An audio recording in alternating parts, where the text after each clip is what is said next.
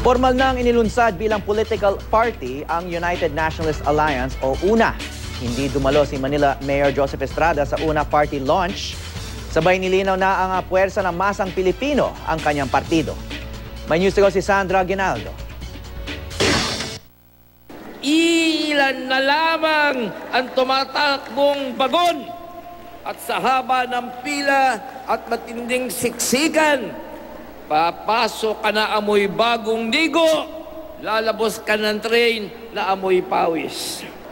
Tanong muli ng bayan, nasaan ang gobyerno? Nagbuwis ng buhay ang 44 na magigiting na miyembro ng ating kapulisan, ang SAP 44. Nagkaroon ng katakot-takot na investigasyon at report, ngunit walang nasampahan ng kaso.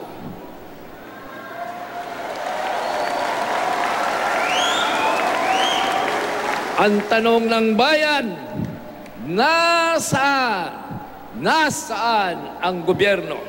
Sa gitna ng pag-ulit sa mga nauna niyang batiko sa gobyerno, ang pag-alok ni Binay ng anyay alternatibo, ang bagong United Nationalist Alliance na isa ng political party. Ang una, hindi samahan ng mga palpak at manhid.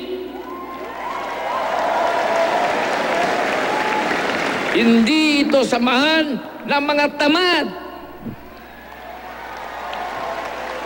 usag pagong at teka-teka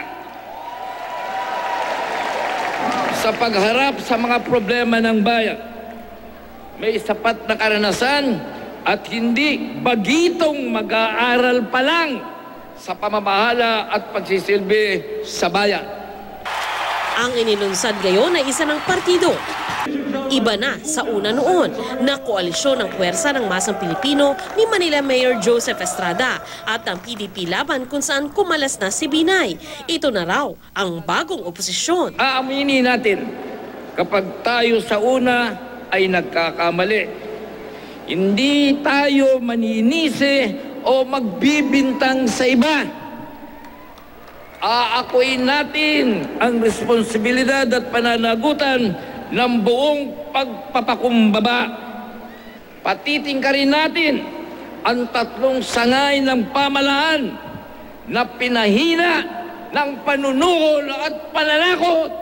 Mula sa ilang lokal na opisyal sa iba't ibang bahagi ng bansa hanggang sa iba pang kaalyado, full force ang una, kabilang sa naroon si Sarangani Representative Manny Pacquiao. May karapatan naman tayong pumili ng suportahan natin, may karapatan naman tayong kung sinong nasa puso natin, di ba? At ang tiyahin ng Pangulo na si Tingting Cojuangco, naroon din ang ilang malalapit kay dating Pangulo at ngayon Pampanga Representative Gloria Macapagal Arroyo na ang ilan ay nagkumpirmang pinag-uusapan na ang posibleng Una Lakas Alliance.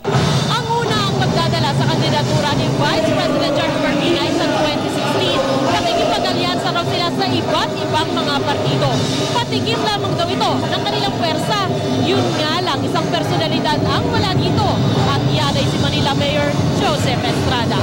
Siguro huwag na lang natin lagyan ng kahulugan tong kung sakaling hindi siya makarating. Sinabi naman niya, susubukan niya. Wala pa kami napapahinalize na coalition. Inimbita raw si Erap pero ang tanging naroon mula sa pamilya ay ang pamangkin ni Erap na si dating Laguna Governor E.R. Ejercito at ang anak ni Erap na si Senador J.V. Ejercito na naroon lang daw bilang kaibigan at di naman nagtagal. Nilinaw man niya kalaunan na di patiyak ang unang pahayag na posibleng suportahan niya si Senadora Grace Poe kung tumakbo ito. Inamin niyang problema ito kung sakaling parehong tatakbo sina Poe at Binay. Paliwanag naman ni Erap, di siya nakadalo dahil abala siya at I'm not part of the UNA.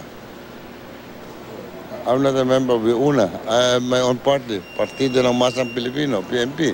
Dati nang sinabi ni Erap na hindi siya sigurado sa susuportahan kung parehong tumakbo sina Binay at Poe na matunog na makikipagtambal kay Senador Cheese Escudero. Nauna na ring sinabi ng aking source sa una na hindi pa rin tiyak ngayon kung makikipag-alyansa ba si Erap. Sandra Aguinaldo, GMA News.